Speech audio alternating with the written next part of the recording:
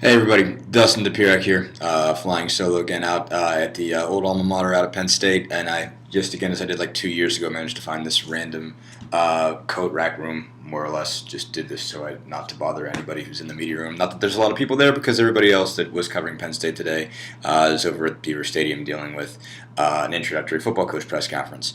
But anyway, before they went to go see that, they saw Penn State blow a 15-point lead and Indiana win a game that they just absolutely needed to have. Basically, it's not even so much that getting it really helps them all that much because it's one of those wins you're going to look at, when it's NCAA tournament time and say, well, yeah, that's a game you were supposed to win. You went to Penn State. That's not necessarily an intimidating venue, and Penn State's not necessarily a very good team. But they're a little bit dangerous. Obviously, have two really good guards, Tim Frazier and DJ Newell, really a third one in John Johnson. A couple other players that gave Indiana some problems today. Indiana still manages to come out with a victory out there again, falling behind 17-4 out of the gate, and it was 31-16 at one point in the first half. Indiana was having a lot of problems, was leaving shooters open, turning the ball over, missing lots of shots. I think they were one out of their first 9, and Penn State was had made their first 5 shots. I think 3 of them were 3-pointers, and Penn State hit 6 threes in the first half.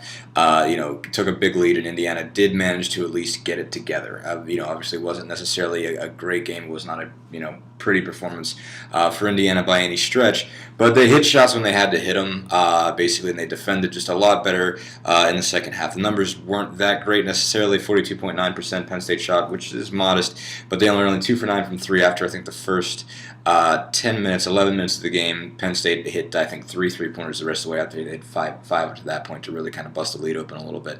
So Indiana got better on defense, got a little bit better on offense, and again, just sort of made big plays when they had to make them. 29 for 35 from the free throw line. When they weren't hitting shots, they were at least getting to the line. They were just getting inside, getting some big offensive rebounds. Ended up with 20-second chance points. A couple things that worked really well. Austin Etherington hits just a monster 3-pointer. That's really kind of the turning point in the game. Indiana had kind of fallen behind, had taken a 6-point lead at one point, but fallen back. John Johnson from Indiana from Penn State, hit a big 3-point shot to go up 68-65 with 3:39 to go. So Indiana's playing at a disadvantage at that point, and they sort of needed something to turn it. Had another big possession in the middle there. Jeff Howard, who ended up playing 6 minutes. A lot of people were wondering what is he doing out there, but Howard gave them really good energy for the time he was in there, just to give Noah Vonleh a break. He had some foul trouble, so he was in there for that. And then Vonleh just got abused on back-to-back possessions by Ross Travis, and they brought Jeff Howard back in. He was really bad on the boards. Got 2 big offensive rebounds on one possession.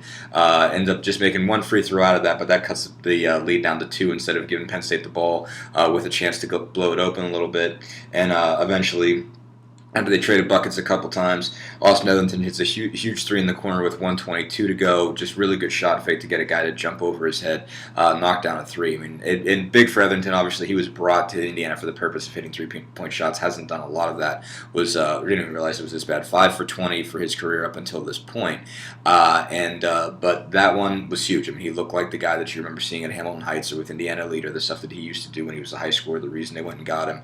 Again, really good shot fake, just really critical time to hit a shot. From that point on, Indiana gets a stop in the next possession, and then after that starts, kind of turns it into a free throw battle. Yogi Ferrell. I'm looking at this shot sheet, and that's what it says. But Yogi Ferrell hits, 4 really big free throws. Noah Vonleh hits 2 more. Penn State managed to, keep it going, basically, just to kind of extend the game. DJ Newell had a couple of shots just to make it a game at the end, but Newell misses a 3 at the end, and Indiana comes out with it, thanks to, large part, a lot of that stuff. Noah Vonleh, you saw him got a lot more, obviously he struggled a little bit down the stretch, especially defensively with what Travis did to him, but early on, you saw the type of guy that was around earlier in the year, and Indiana did just more of a point of making sure he got the ball, and gave him 2 in different situations. And one thing Tom Crean pointed out was that, he was facing up a lot more. He had a pair of 3-pointers. That was big really to get him going.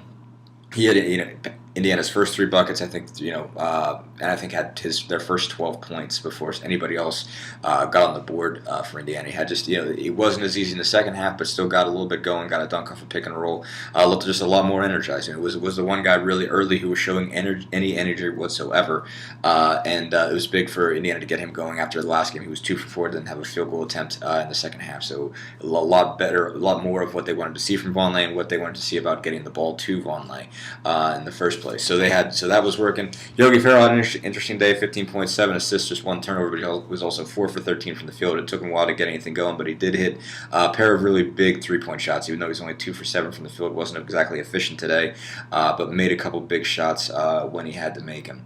Some other things to talk about, certainly Jeremy Hollowell does not play at all. Not only did not start this game for just the second time all year, but he was averaging 23 minutes a game, does not get in the game at all whatsoever. So he was on the bench. He apparently was available. No reason to believe that he was in any kind of major, any kind of trouble in terms of, disciplinary or whatever, or at least in terms of some kind of school violation or whatever, because probably if he had, he wouldn't have been dressed. But he, asked Tom Crean, okay, what was that all about? Why didn't he play? And Crean just kept using the word focus. Basically, he just said, he's got to get his focus right. He's got to build his focus, which again comes off as extremely odd because on Monday night he, gave a spiel about how good Hollowell's work ethic has been and how bad he really wants it, and that this is something that fans don't see is how good the kid's work ethic is. And now 5 days later, he's got to get his focus back or build his focus or something like that. So it was a pretty vague answer. Zach Osterman actually followed up on a question I asked to say, okay, well, was he available? Was there a health issue or anything whatsoever? And he just said, it's a focus thing.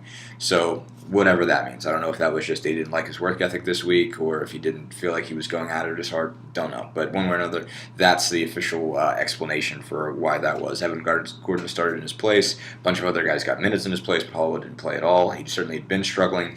Was shooting 36% from the field for the season. 1 for 14 in the last 3 games with 6 points. So they haven't got a lot of production out of him. That's certainly an explanation, but that was, obviously change in tone, certainly from Tom Crean between Saturday and Monday. But again, getting back to it, this isn't necessarily a win that changes things for Indiana. It doesn't necessarily make everybody think, okay, well, this now is a tournament team. But big for them in just a lot of ways, because if they would have fallen to 0-3, they've got Wisconsin on Tuesday. That has would have given them a chance to get in an even bigger hole. They're going to have a hard time winning that game regardless, but it just helps them a lot that they could be looking at, instead of looking at 0-4, they're looking at 1-3 with Northwestern on Saturday, a chance to get at least close to 500 after that. It's a difficult start in general, but Indiana was just not in a position to be able to lose this game, and it certainly looked early on like they might get run out of the gym the way it looked. Again, this is not exactly a difficult road venue. It wasn't bad for Penn State standards today in terms of noise. I mean, they had 8,000 people, and they got going a little bit at some times, but Indiana also had a bunch of people here, and there were times where it felt, a couple of shots went down. It was like a home game for Indiana, so it's not the sort of game that you can point to. It's like, well, it's a difficult road environment. How are you ever going to win there? It wasn't. But Indiana was in a position that they had to come back. They had to change the tone of the game. They had to just change the dynamic of the game, and they did it. So for to their credit, as bad as they started off, they at least put it together eventually. Again, not exactly against a great Penn State team. Certainly one that Pat Chambers was not pleased with at all in terms of how it's been playing. But Tom Crean was just happy with their ability to keep it together. With their ability to change direction, to recognize what was wrong, and to fix it. So again, it's a win. At the very least, it gets Indiana off the snide in the Big Ten, gets them a road victory, the first road victory of the season. Not the first victory away from home. Obviously, they had the neutral site win over Washington, but the first true road victory that this young Indiana team has. So again, not necessarily a landmark thing, but it's a win that Indiana really, really had to have, and a bunch of guys contributed a lot of things to make it happen. So, all right, thanks everybody. We'll have obviously coverage coming up. Certainly some stuff to talk about football-wise with the firing of Doug Mallory and John Fadrish yesterday. Certainly had stories up on that yesterday, but we'll have more just kind of trying to even get a clue who the next DC is going to be. So, stick with us. Thanks as always.